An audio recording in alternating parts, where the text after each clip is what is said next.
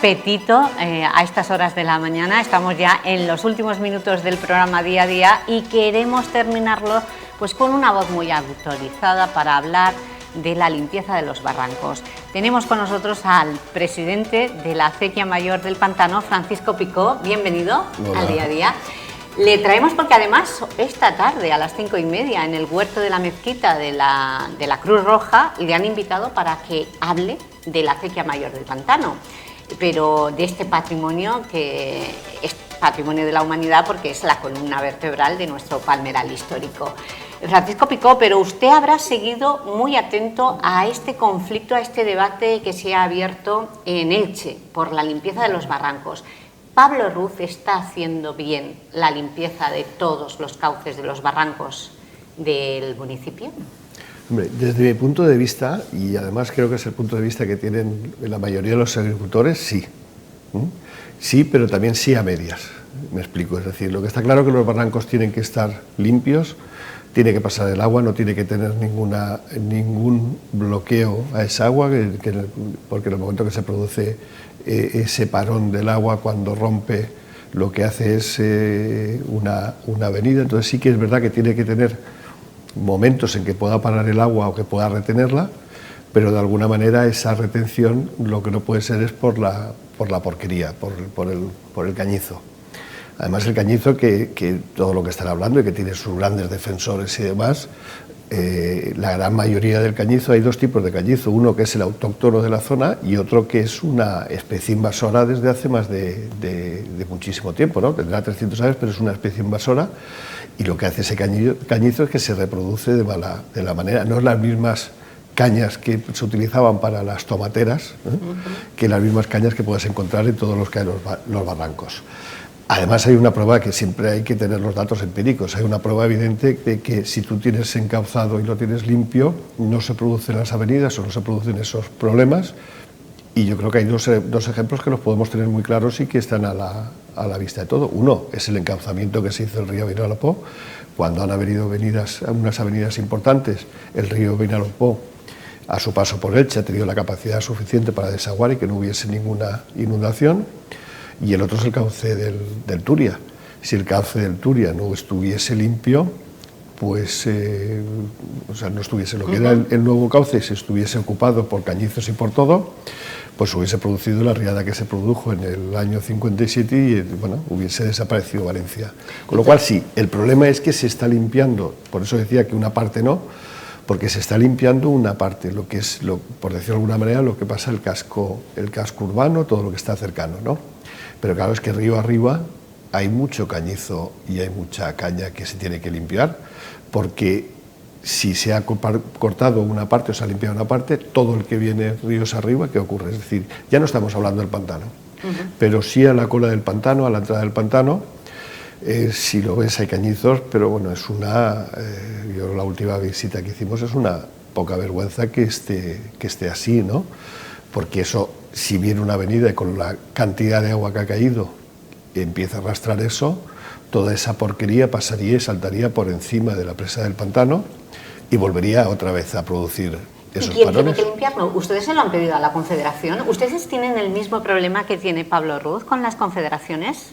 Todo el mundo tiene problemas con las confederaciones, ¿no? Las confederaciones es una institución de que no ha evolucionado y sigue siendo un poco arcaica. Yo creo que les falta personal, hay muchos ingenieros, desde luego que son muy profesionales, que se preocupan, que hacen cosas incluso fuera de sus horarios, pero también es verdad de que yo creo que les falta personal o les falta un poco modernizarse en ese sentido, ¿no? Y probablemente la única manera de tener funcionamiento y que sea ágil es que puedan tener, como dijésemos de alguna manera, delegaciones en los sitios en que se preocupasen para hacerlo. Problemas de limpieza, ¿quién los tiene? Todo el mundo. Usted ha hablado con el alcalde que tienen que limpiar el inicio, la presa del pantano. ¿La situación es peligrosa? Sí, no hemos llegado a hablar porque con todos estos días, con todo el problema, había cosas a solucionarle, pero sí que está pendiente el poder hacerle ese comentario que dice, sí, el problema es cómo se hace. A lo mejor no se tiene que hacer una limpieza importante, ¿no? Se tiene que hacer a lo mejor una limpieza de tal manera que tenga capacidad de pasar el agua, que no haya esas retenciones, por lo menos a la entrada, ¿no? Porque el vaso del pantano sí que hay muchas zonas que está colmatada, que está con el cañizo, pero ese de alguna manera no perjudica o no produciría problemas porque no lo arrastraría. Pero sí el que está a la entrada probablemente sí que lo arrastraría. Estamos hablando al mismo pie de la presa. No, estamos hablando de lo que es, no al pie de la presa, sino lo que es la cola del pantano. La cola. La cola del pantano, que es... Pero claro, el alcalde tampoco lo puede hacer, no puede hacer absolutamente nada, el Ayuntamiento de Elche, porque eso es término municipal de Aspe. Eso está en Aspe, iba a decirle. Y entonces lo tiene que hacer, eso son actuaciones que tiene que hacer Confederación, pero que no debería ni siquiera pedírselas nadie, ¿no? Debe hacerlas. Debe hacerlas. El gran problema es que aquí ha venido de alguna manera siempre... Y yo sé que esto a alguno no le va a querer, pero que ha venido mucho el ecologismo político. Entonces, simplemente por las actuaciones que han habido, y ese ecologismo político lo que hace es que se produzca esa serie de situaciones que son tan desagradables. Aquí es que estamos hablando de la Dana como si fuese algo excepcional. Pero la Dana aquí es algo normal durante mucho tiempo. Por eso le pregunto, Paco, ¿se puede romper la puerta del pantano, de la presa, y tener esa pantanada que tuvimos en el 80 y pico? Bueno, pero una cosa es que se rompa el pantano y otra cosa es que se rompa la compuerta. La compuerta. En el año 85 que se rompió, porque vino por la presión que se hacía, el agua, las avenidas. En aquella época yo estaba de vicepresidente, lo viví todo día a día. Y lo que ocurre es que eso se produjo más bien porque era la podredumbre de la compuerta. En aquella época lo que se hacía que era normal, porque estamos hablando de una obra que se restauró, no se construyó, se restauró en 1845, y lo que se utilizó fueron los troncos de palmera. Claro. Y ahora es de metal. Llega el momento que se rompe, ahora es de metal. Lo que no, eso es una compuerta practicable que debería de ser al objeto de proceder, porque eso es una galería de limpia. No es una galería para dar servicio.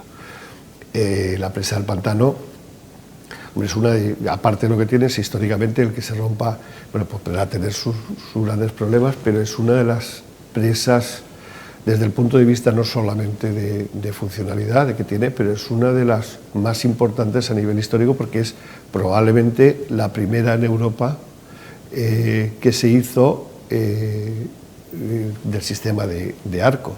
Y esto estamos hablando de 1640. ¿Eso qué quiere decir? ¿Podemos estar tranquilos? ¿La presa del pantano va a resistir danas como las de Valencia? Sí, porque lo que hace es que en un momento determinado lo que hace es que el agua pasa por arriba, es decir, sirve un parón y lo que hace es que rebosa. De hecho, cuando están haciendo las actuaciones, que los ingenieros hidráulicos lo que hacen es que lo que suelen hacer es presas o arcos de contención al objeto de que sirvan de represa, de que pare el agua y que rebose por encima, porque de alguna manera separa la potencia. De ahí tan importante limpiar la cola del pantano. Claro, el problema no es ese, el problema es que estamos hablando de la cantidad de agua que cae.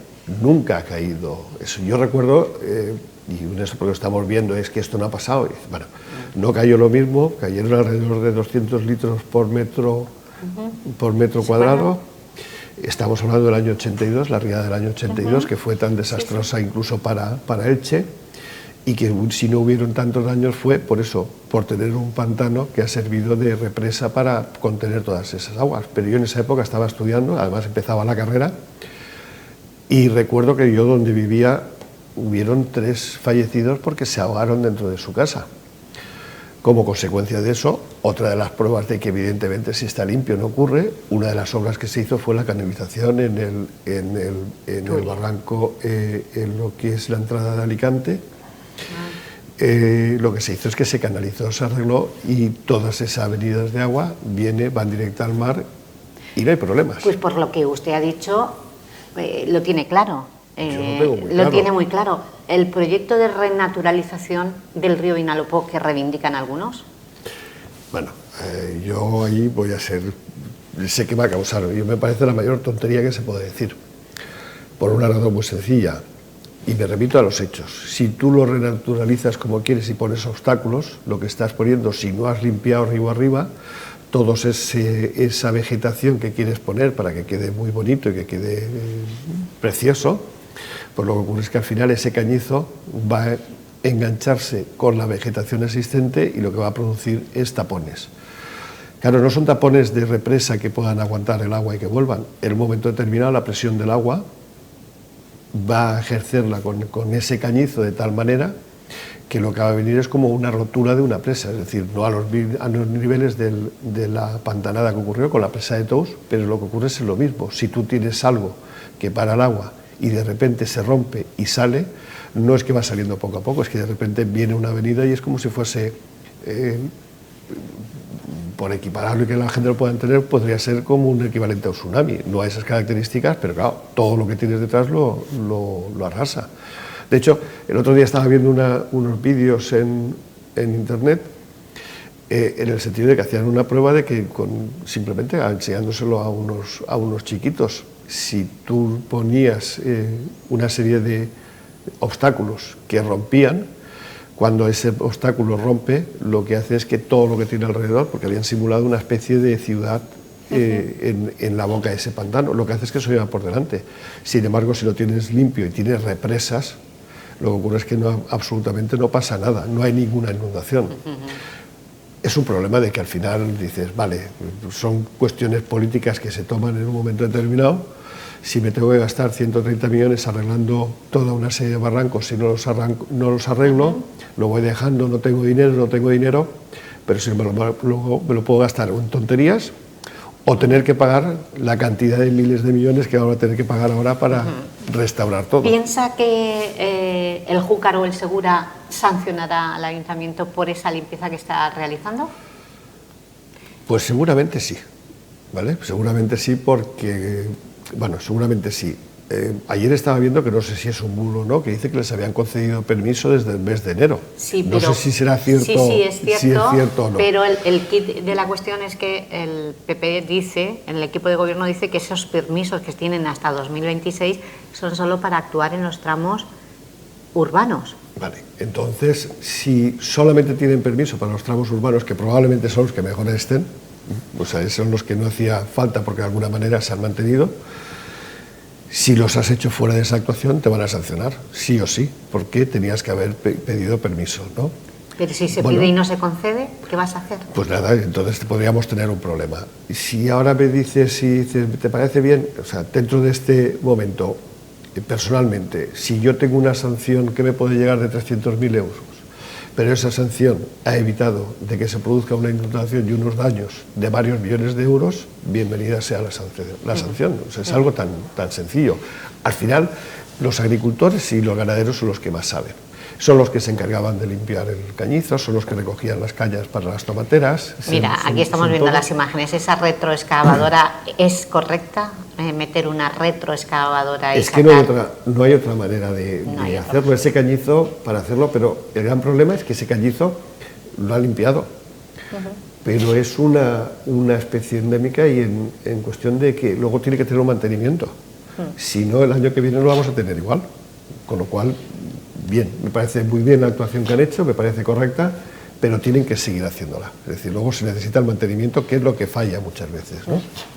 Si el año que viene lo volvemos a tener igual, volveremos a tener el mismo problema.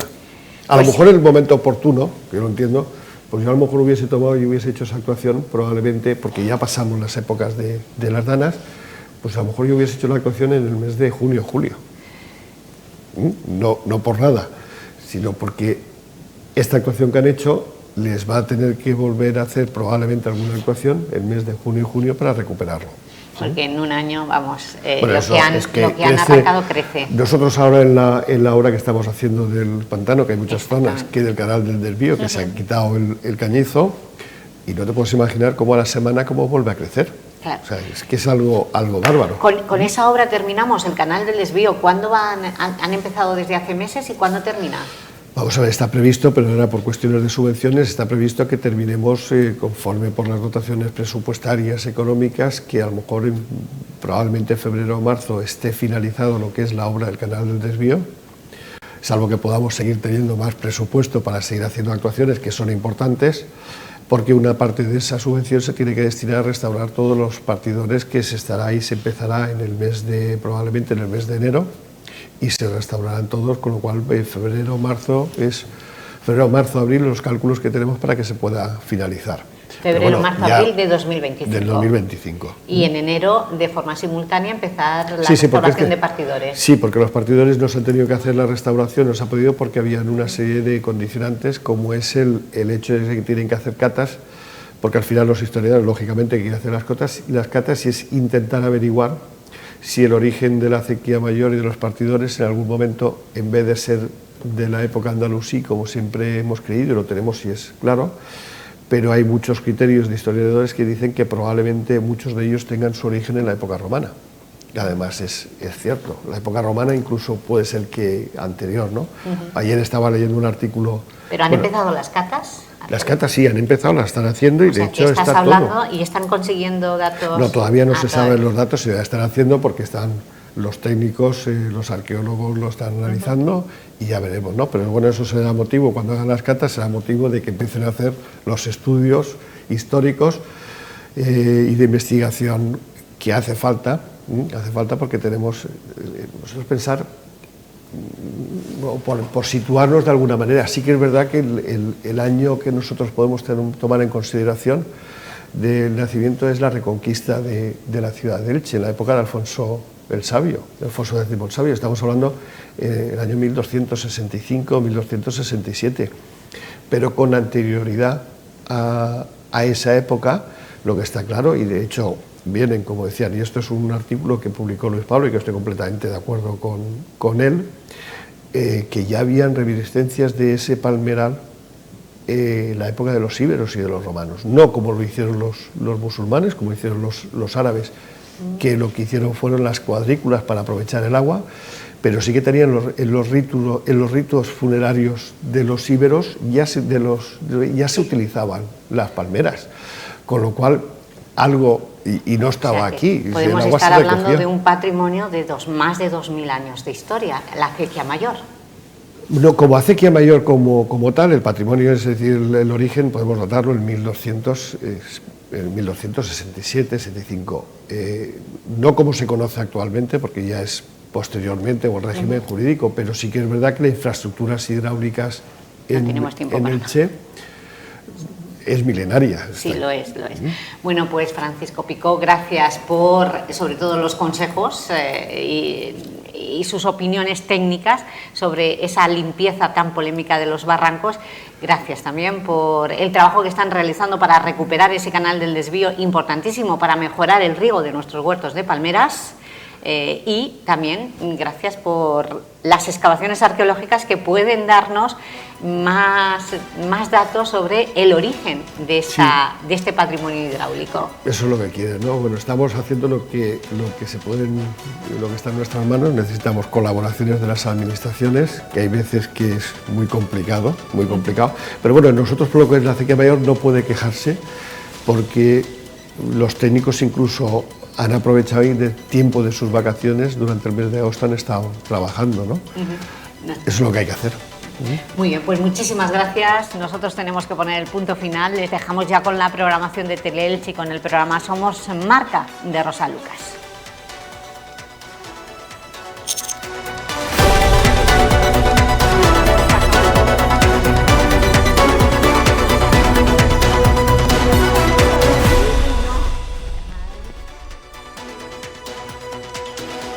Bexa ha patrocinado este espacio.